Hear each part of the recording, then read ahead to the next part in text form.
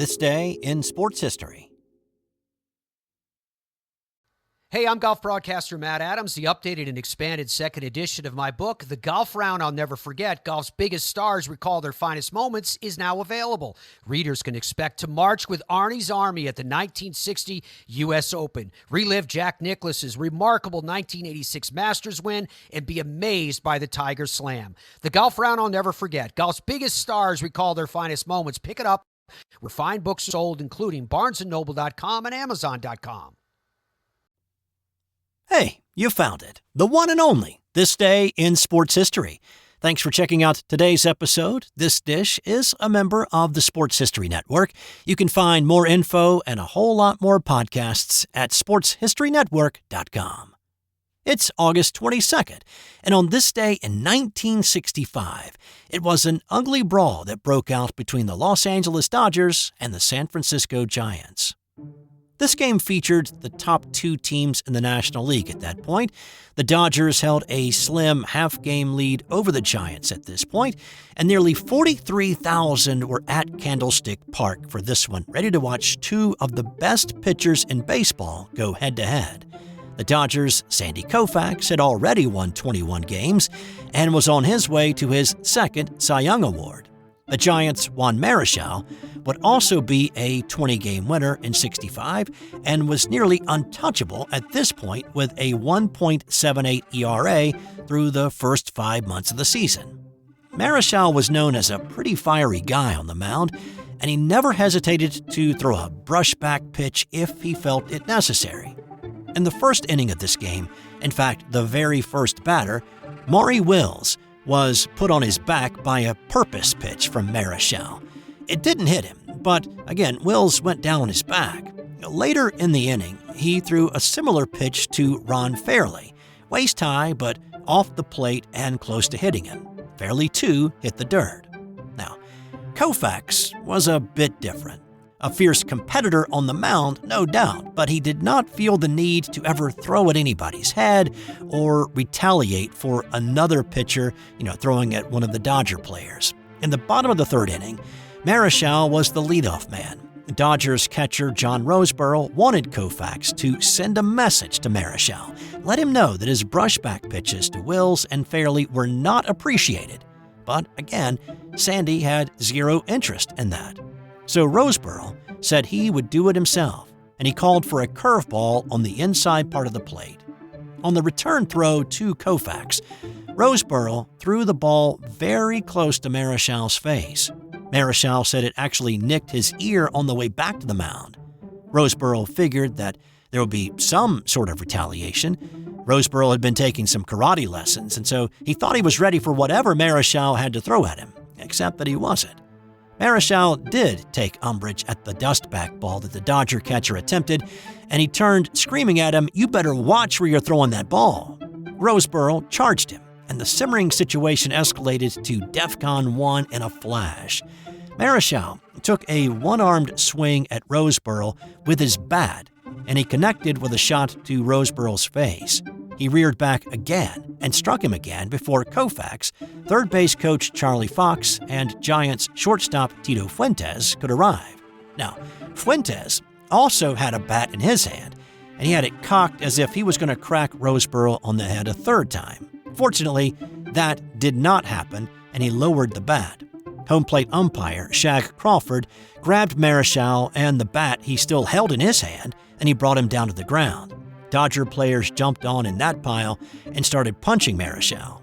Willie Mays came to Roseboro's aid and pulled him away from the pile, leading him to the dugout. Now, that's the Giants' Mays helping the Dodgers' Roseboro to the dugout to get some medical attention. Mays' act of kindness de-escalated the fight in nearly an instant. But it didn't de-escalate Marichal. He was adamant, and he was vehemently arguing with Crawford that he was only defending himself. Crawford was not hearing any of it, and he ejected Marichal, who was then escorted off the field and expelled from the stadium. Roseboro's injury over his left eye was gushing blood, but apparently it looked worse than it actually was. He needed about 20 stitches to close the wound. News of Marichal's attack spread quickly around the league to other ballparks hosting games on this day.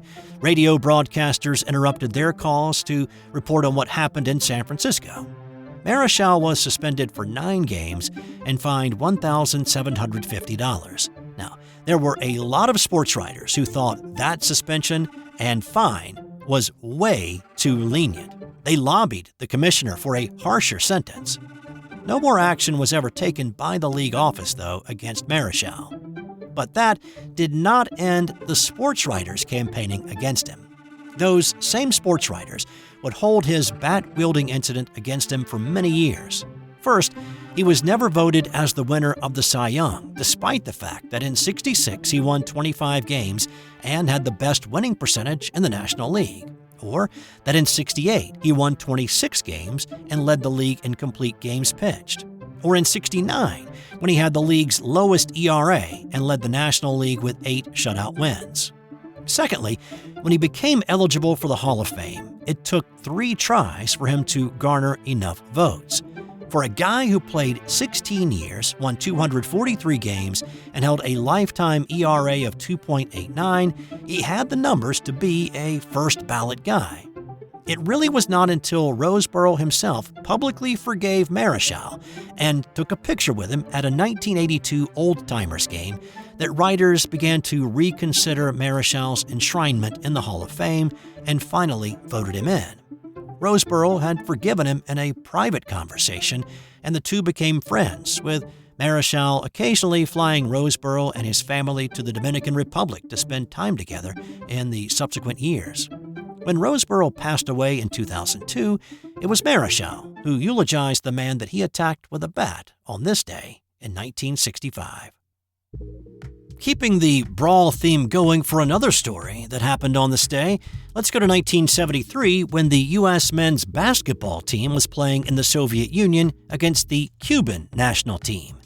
This was the World University Games in Moscow, and the Americans had the game well in hand with about 2 minutes to play. NC State's Tommy Burleson and Cuba's Juan D'Amico both scrambled for a loose ball near the sideline. At that moment, Cuban players stormed off the bench and started swinging, not only at Burleson, but other U.S. players. Chairs were thrown, bottles were hurled from the stands.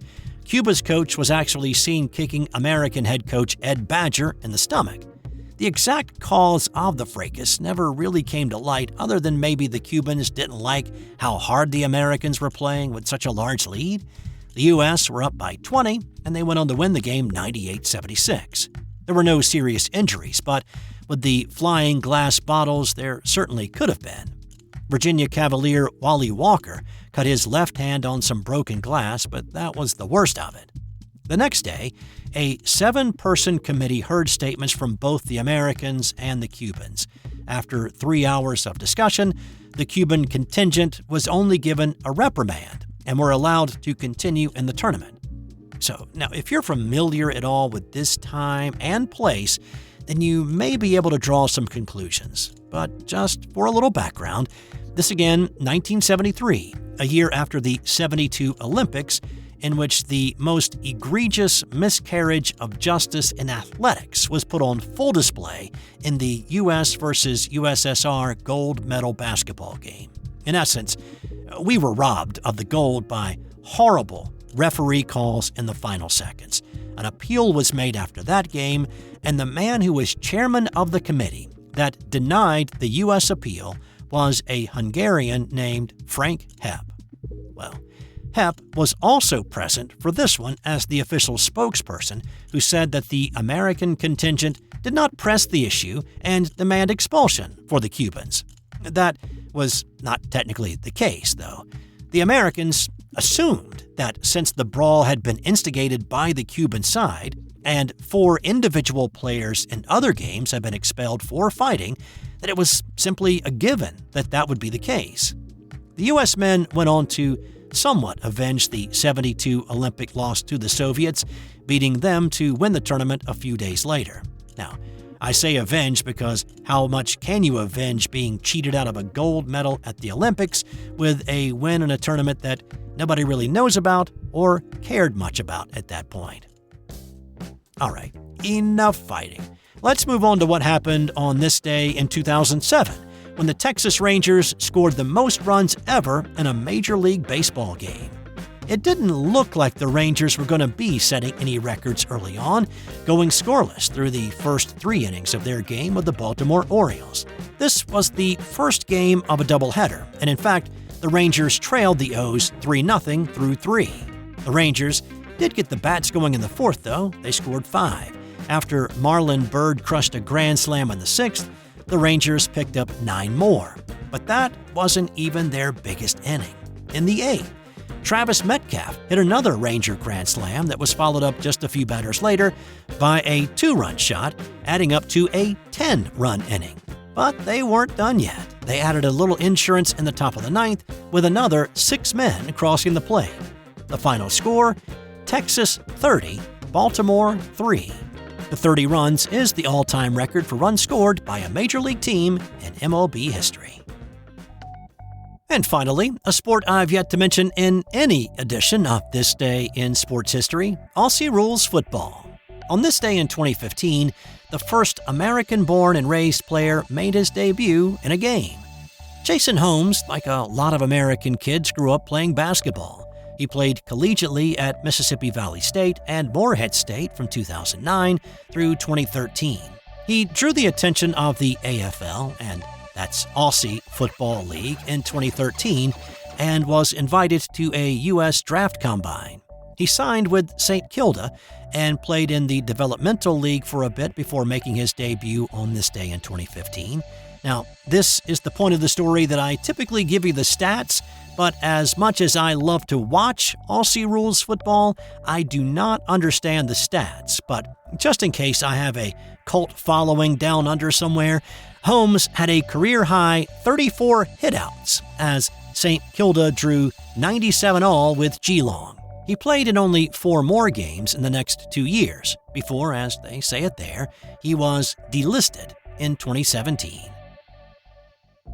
Time now for today's non-sports Did You Know? In 1971, 17-year-old Julianne Kepka survived a 10,000-foot fall from a plane that she had been flying in. A lightning strike broke the plane in 2, and she plummeted to earth still strapped to her seat. She suffered a broken collarbone and badly bruised arm. She survived an additional 9 days in the jungle outside Lima, Peru, until she stumbled into a logging camp. That's all for today. I hope to talk to you again tomorrow for another fun spin around This Day in Sports History.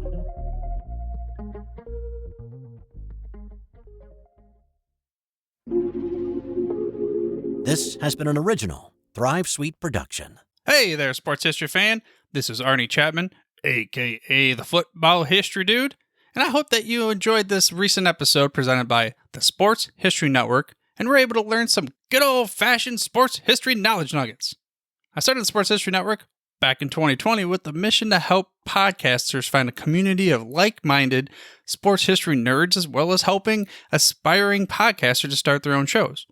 We have a little bit over 30 shows on the network right now covering all sorts of sports history, but as far as I'm concerned, we're just at the toothpick in the ocean moment, that can't even figure it out because there's so much more coming. We wanted to create the ultimate headquarters for sports yesteryear, starting with Podcast Network and our website, but we're going to continue to move into other mediums as well. And here's the cool part, because we want you to be part of our team. So if you're interested in starting your own podcast, or maybe being a guest on one of our shows, or who knows, maybe even writing an article for us over on the website.